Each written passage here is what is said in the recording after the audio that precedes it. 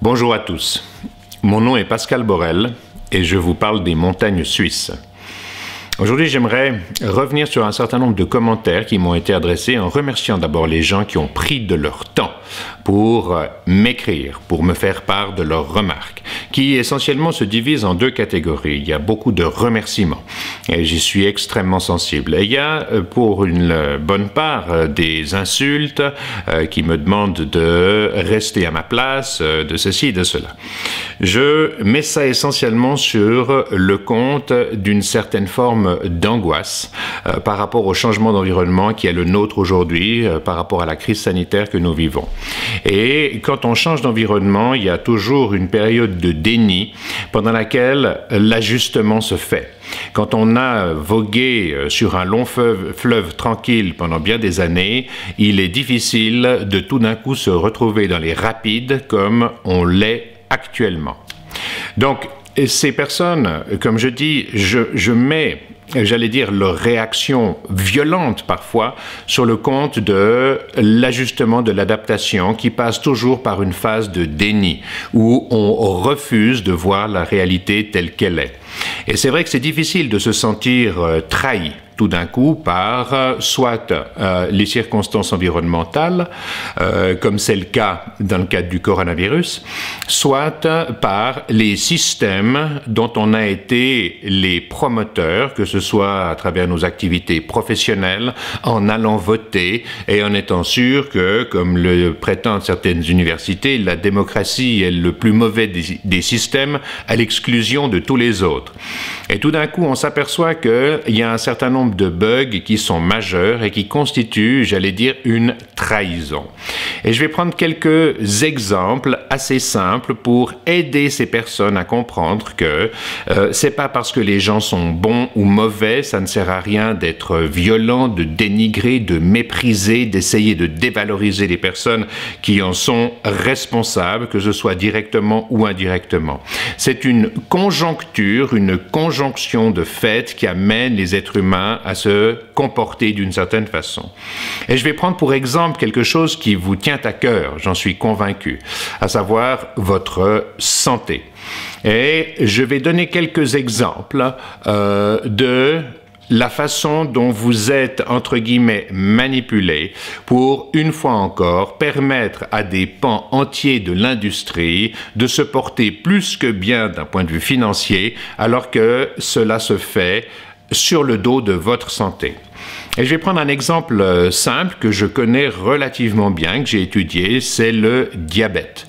Le diabète qui n'est rien d'autre que l'excès de sucre dans votre sang. Comme vous l'avez compris, dès que vous avez plus que 5 grammes de sucre dans votre sang, vous devez sécréter de l'insuline pour l'éliminer, car au-delà de 5 grammes dans la totalité de votre circuit sanguin, vous devez savoir que vous intoxiquez votre cerveau, vos reins, vous détruisez vos rétines, vos capillaires, bref, comme je dis, la liste est sans fin. Or, non seulement l'industrie agroalimentaire vous certifie que vous devez manger du sucre de façon quasi constante, 3 fois par jour si possible, et quand vous développez un diabète, eh bien, on vous injecte de l'insuline en plus, on vous recommande des antidiabétiques qui font pénétrer le sucre plus rapidement et plus efficacement dans vos cellules, alors qu'elles en sont déjà gorgées. Or, les diabétiques, on estime aujourd'hui, représentent à peu près 50 à 70% des Américains. Et je peux étendre ce pourcentage à l'ensemble de l'Occident. Le pays dans lequel le diabète augmente le plus en ce moment même, c'est la Chine. Et les diabétiques sont divisés en deux catégories. Les diabétiques de type 1, qui ne produisent pas du tout d'insuline, qui sont donc insulinodépendants et qui doivent s'injecter de l'insuline lente pour donner le plateau, le plancher nécessaire à votre métabolisme, et de l'insuline rapide chaque fois qu'ils mangent quelque chose qui contient du sucre ou, je devrais plutôt dire, des hydrates de carbone. Et encore une fois, quelle que soit la source de ces hydrates de carbone, de ces sucres, ça peut être du pain, des pommes de terre, du riz, des pâtes, ça peut être du Coca-Cola, des gâteaux, des fruits, ça n'est pas la source qui est importante, c'est la quantité en valeur absolue. Quelle que soit la source des hydrates de carbone, des sucres que vous ingérez, la réponse insulinique se fera par rapport en valeur absolue à la quantité d'hydrates de carbone, de sucre que vous avez ingéré.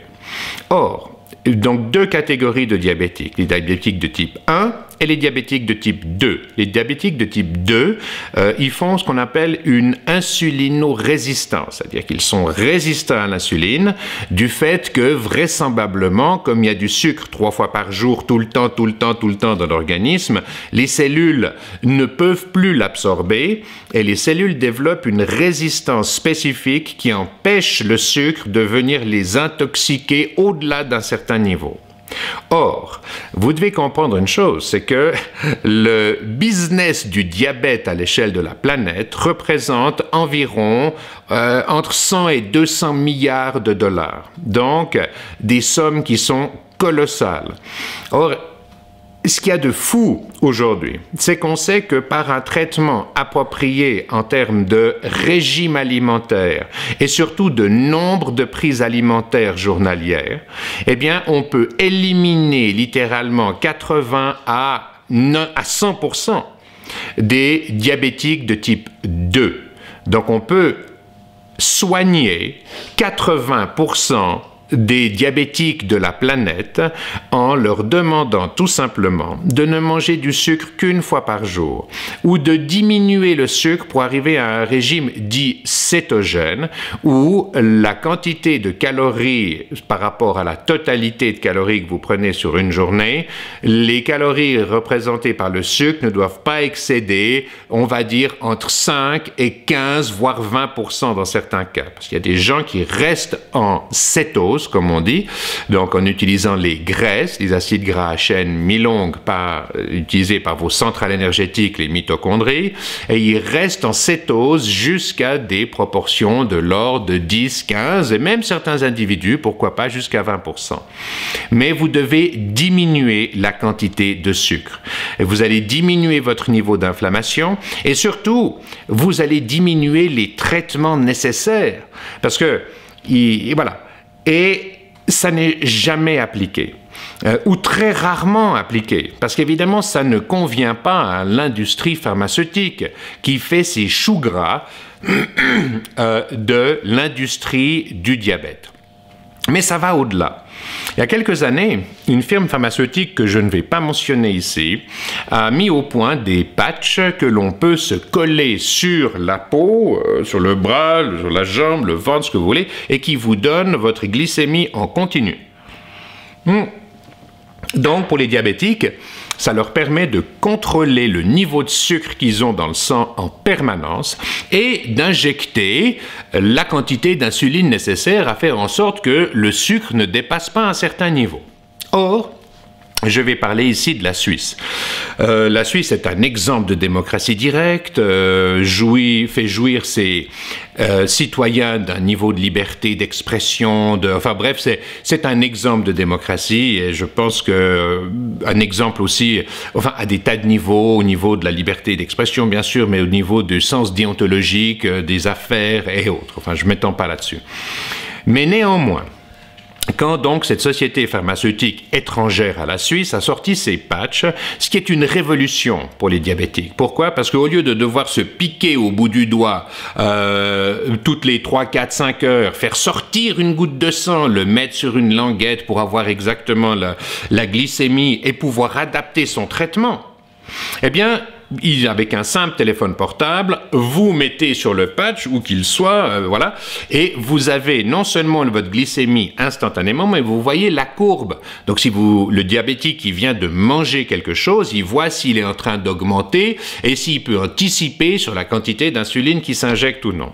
Or, ces patchs pour les diabétiques était disponible il y a 2 ou 3 ans dans l'ensemble de l'Europe, mais pas en Suisse. Pourquoi? Parce que l'industrie pharmaceutique suisse a décidé qu'il fallait continuer à rentabiliser les traitements ou les options qu'ils offraient ici en interne aux Suisses, aux diabétiques suisses, et ils ne voulaient pas entrer en matière quant à la distribution, et c'est les assurances qui ont empêché la distribution de d'un objet, d'un type de traitement qui est une avancée majeure dans le cadre de la santé des diabétiques.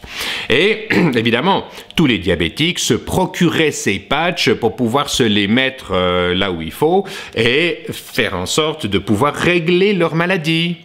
Et tenez-vous bien, une application était disponible sur l'App Store, était disponible sur le Google Play, mais toutes les personnes qui avaient une identification, donc une adresse IP suisse, ne pouvaient pas downloader l'application. Alors que, donc l'application officielle faite par le laboratoire pharmaceutique, par les gens qui produisent le patch en question. Ils ne pouvaient pas la downloader. Par contre, toutes les applications qui étaient faites par des développeurs privés dans leur grenier, dans leur cave et autres, toutes celles-là étaient disponibles et vous pouviez les télécharger, tous les diabétiques pouvaient les télécharger en direct. Ce qui veut dire quoi? À dire que les applications non sécurisées qui donnaient leur glycémie à des diabétiques étaient disponibles. Par contre, la seule application qui offrait véritablement une sécurité ne l'était pas. Et c'est très grave, je vais vous expliquer pourquoi. Parce que un diabétique, si au moment où il scanne son patch, il voit qu'il est à 20 de glycémie, il se dit « Eh mon Dieu, il faut immédiatement que je rajoute de l'insuline dans le système parce que je suis en train de me détruire. » Et si l'information qu'il a récoltée sur son patch à travers une application d'un développeur XY est fausse et qu'il se met la quantité d'insuline nécessaire par rapport à ce que lui a donné l'indication donc de l'application il peut se décérébrer. C'est-à-dire qu'il va faire admettons que son taux de glucose soit en fait à 5, mais qu'il le lise à 20 sur son appareil, sur son téléphone, du fait d'une application qui n'a pas été sécurisée, eh bien, il peut faire baisser le taux de glucose à un tel point que le diabétique va vers l'évanouissement, voire vers ce que l'on appelle la décérébration. À savoir que son cerveau, c'est comme s'il était privé d'oxygène. Il n'y a plus de sucre du tout dans le système. Le cœur va continuer à battre, le reste de l'organisme va continuer à fonctionner. Oui, mais le cerveau est mort. Donc ça veut dire que les firmes pharmaceutiques de Suisse ont requis par l'intermédiaire du politique ou par l'intermédiaire de je ne sais quel mécanisme, le fait que la seule application qui rendait vraiment sûr ce nouveau dispositif de mesure de la glycémie ne soit pas accessible aux patients qui en avaient besoin et qui utilisaient déjà cette technologie pour améliorer leur santé. Le point que je veux faire est très simple, c'est que les politiques qui ont donné leur aval à un truc aussi insensé, ils ne l'ont pas fait parce que ce sont des gens mauvais ou parce qu'ils veulent nuire à la santé de leurs concitoyens. Ils l'ont fait parce qu'ils sont grossièrement incompétents dans tous les domaines de la santé et ils sont conseillés par des gens dont l'aspect financier est celui qui prime sur votre santé. Votre santé ne les importe que peu, dans la mesure où ils peuvent extraire des montants substantiels, extraire du business de la condition des diabétiques aujourd'hui. Donc, si vous voulez, c'est une pure trahison. Mais ce n'est pas une trahison des politiques, c'est une trahison, enfin oui, bien sûr, mais c'est une trahison, si vous voulez, des politiques au travers des mauvais conseils qu'ils reçoivent. Un petit peu comme le cycliste dans le peloton qui fait sa course. Il ne voit pas les échappés qui sont devant. Il ne sait pas comment se comporte le peloton derrière. Non, tout ce qu'il a, c'est une petite oreillette avec un directeur sportif qui le renseigne sur l'état de la course et il doit prendre des décisions par rapport à ça. Le politique, il n'a aucune idée de ce que c'est qu'un diabétique. Il n'a aucune idée du fait qu'il y a un risque de décérébration si vous vous injectez une grosse dose d'insuline alors que vous avez un taux de sucre qui est relativement plat. Il n'a aucune idée. Oui, mais s'il est conseillé par des gens, des véreux, qui ne donnent de l'importance qu'aux chiffres d'affaires qu'ils vont faire en fin d'année, bien évidemment qu'il ne peut pas prendre les bonnes décisions. C'est un état de fait. Donc ils sont ni bons ni mauvais. Mais encore une fois, c'est la trahison par personne interposée. Et des exemples comme ça, il y en a dans des tas de domaines. On pourrait citer le domaine, par exemple, des statines, toujours lié à votre santé. Dans le domaine des statines, on estime que c'est un chiffre d'affaires annuel d'environ 1000 milliards de dollars. Donc ça veut dire qu'une seule classe de médicaments, les statines, qui sont ces fongiques, entre guillemets, qui font baisser le taux de cholestérol dans votre sang. Et comme on a attribué les accidents cardiovasculaires à un excès de cholestérol, ce qui est vraisemblablement faux. Le cholestérol, enfin, je ne vais pas m'étendre dans les détails techniques, on en parlera peut-être une autre fois. Mais le cholestérol, les naturopathes, certains médecins, en parlent de la façon suivante. Si on vous nourrit exclusivement avec des graisses pendant une semaine, eh bien, du jaune d'œuf, du lard, du beurre, de l'huile d'olive, d'autres huiles de tournesol et autres, eh bien, votre système, votre métabolisme devra créer du cholestérol en plus, car il en a besoin pour fabriquer des hormones dans à peu près tous les processus métaboliques de notre organisme. Donc, ça veut dire que on vient vous vendre le fait que vous avez trop de cholestérol et c'est ce qui va déclencher les accidents cardiovasculaires. Derrière, il y a un business de 1000 milliards de dollars, soit plus que le produit intérieur brut de la Suisse. Donc, une seule classe de médicaments, d'un point de vue de sa taille de chiffre d'affaires, représente plus qu'un pays comme la Suisse dans sa totalité. Même si on est capable de vous démontrer que vous avez besoin de ce cholestérol, qu'il n'est pas lui directement lié aux accidents cardiovasculaires, eh bien, on va continuer à vous prescrire des statines de façon systématique. J'y reviendrai dans un autre poste. Donc, ce que je veux vous dire, et je m'adresse ici à toutes les personnes qui se sentent trahies, qui n'arrivent pas à comprendre que oui, elles ont été trahies. Je pourrais faire la même démonstration au niveau des médias. Hein, j'ai les braves journalistes de Libération là, qui m'appellent l'autre jour. Je prends 1 heure de mon temps pour leur répondre. Et c'est effarant. Ils comprennent rien. Ce sont de purs publicitaires qui sont inféodés à Bouygues, qui est leur actionnaire majoritaire et qui a bien autre chose en tête, comme vous pouvez l'imaginer, que de vous donner des news. Ils s'en foutent. Ils veulent juste faire un chiffre d'affaires qui soit en adéquation avec le fait qu'un journal comme Libération puisse survivre. Alors qu'ils sont en fin de vie, soyons clairs, qui lit encore le journal? Qui peut faire confiance à des gens, à des médias qui sont détenus par, on va dire, 5 sociétés pour 90-95% des médias aujourd'hui. Et ces 5 sociétés ont les mêmes actionnaires que Goldman Sachs, Monsanto, Toyota, Ford, General Motors, Boeing, etc. Donc, je ne veux pas m'acharner là-dessus, mais si vous vous sentez trahi, c'est qu'il y a une bonne raison. L'exemple que je viens de vous citer dans la santé, il se reproduit au niveau de l'éducation, il se reproduit à peu près partout.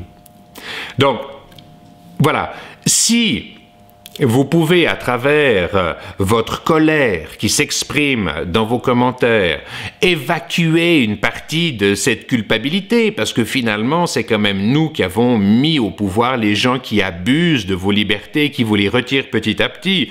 Donc, si j'ose me permettre, nous l'avons tous comme le nez au milieu du visage. C'est nous qui avons fait ces choix, c'est de notre faute. Il a suffi de 2 générations de ventre mou pour corrompre complètement l'ensemble des valeurs que nous ont léguées nos ancêtres en termes de liberté. Si ces gens-là pouvaient voir ce qui se passe aujourd'hui, la façon dont nous sommes abusés, la façon dont les pseudo-démocraties vous volent la valeur de votre travail, vous empêchent de vous exprimer, c'est une centralisation, encore une fois, qui ne peut pas fonctionner.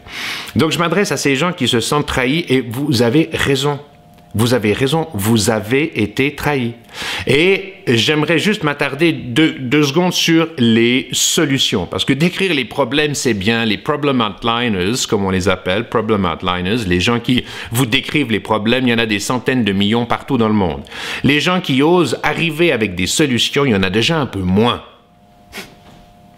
Donc, ce que je vous dis simplement, c'est que les solutions, qu'est-ce que c'est? C'est d'abord les référendums. Vous devez imposer, je l'ai déjà dit, à vos États un système de référendum dans lequel au minimum des amendements constitutionnels doivent être opérés. Il faut simplifier le cadre légal. Il faut éliminer 60 à 80% de la jurisprudence. Il faut que on restructure les cadres légaux en éliminant tout simplement un certain nombre d'articles de loi qui sont obsolètes ou les remplacer. Chaque fois qu'on met un nouvel article de loi, on en delete au minimum 3 pour simplifier, pour décomplexifier l'ensemble de la façon dont on travaille les uns avec les autres.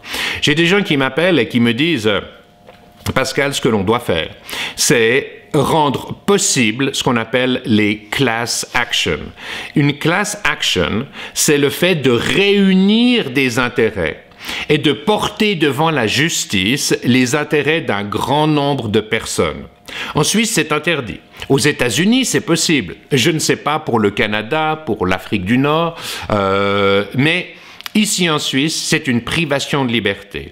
Et cette privation de liberté, elle ne profite qu'aux personnes qui tirent un parti immédiat de devoir juger un cas après l'autre, parce que chaque fois c'est une procédure en soi, ça fait fonctionner les avocats, les juges, les systèmes, etc., etc. Non, il y a des problématiques qui sont identiques, qui concernent des centaines de personnes. Il faut simplifier. J'ai un exemple. En Suisse, vous avez des caméras à tous les carrefours qui vous observent dans les rues, etc., etc. Mais les conducteurs d'automobiles n'ont pas le droit d'avoir ce qu'on appelle une dashcam, c'est-à-dire une caméra de bord qui filme en permanence et qui, en cas de choc ou en cas de quoi que ce soit, peut conserver les images d'un accident. Et c'est soi-disant par protection de la vie privée. Alors qu'on a des caméras partout ailleurs, c'est une évidence. Mais il faut protéger la vie privée et interdire les dashcams.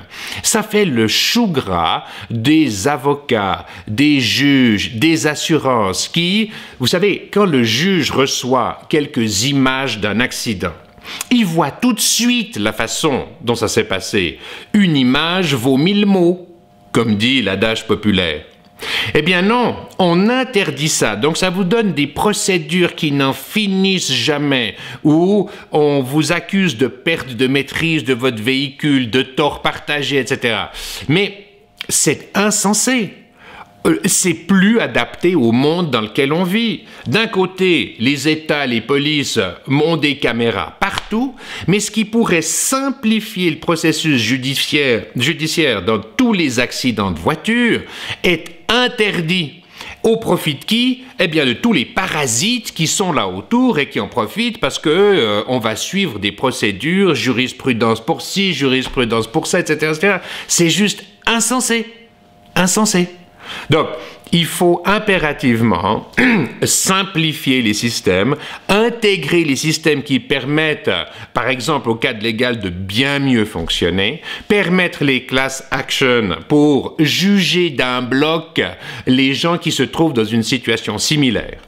J'ai d'autres personnes qui viennent me dire qu'au-delà du référendum, de la simplification du cadre légal, une chose est très importante, c'est à un moment donné de mettre sous pression nos gouvernements en payant nos impôts, oui, mais en les payant dans le cadre de comptes de consignation qui ne seront libérés que quand on pourra faire la preuve que les politiques s'occupent véritablement du bien des citoyens plutôt que de leur paroisse.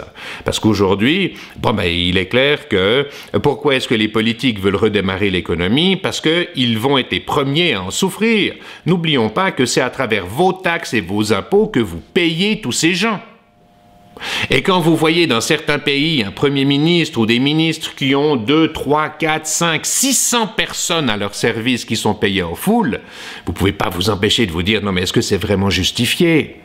Donc, ils sont soucieux de faire redémarrer l'économie au plus vite pour pouvoir payer toutes ces personnes, pour pouvoir se payer et continuer à bénéficier de la qualité de vie extraordinaire qu'à travers votre travail, vous les citoyens, vous leur payez. Donc, à un moment donné, j'ai des gens très sérieux, alors je ne souscris pas, je le dis tout de suite, à ce genre de méthode ultra agressive. Mais vous avez le choix de dire, écoutez, maintenant nous payons nos taxes, nous payons nos impôts, mais dans le cadre de comptes de consignation, et ça ne sera disponible que quand nous aurons obtenu gain de cause au niveau de la définition des devoirs d'un État par rapport à ses concitoyens, par rapport au budget dont il dispose, par rapport à l'ensemble des concitoyens. Donc oui, vous avez raison de vous sentir trahi. Vous avez raison si vous pensez aux solutions qui s'appliquent pour sortir, pour regagner vos libertés. De toute façon, est-ce que le coronavirus va être le moteur de ces actions? C'est possible. Je ne sais pas. Je ne sais pas. Mais une chose est sûre, c'est que si vous voulez léguer à vos enfants et vos petits-enfants les libertés et la capacité d'entreprendre que nos ancêtres nous ont léguées, voilà quelques générations, eh bien vous n'aurez pas le choix. Et the best choice is to have no choice. Voilà, je vous remercie pour ces quelques minutes d'attention. Paix à vous. Paix à tous les citoyens de la planète. Peace out.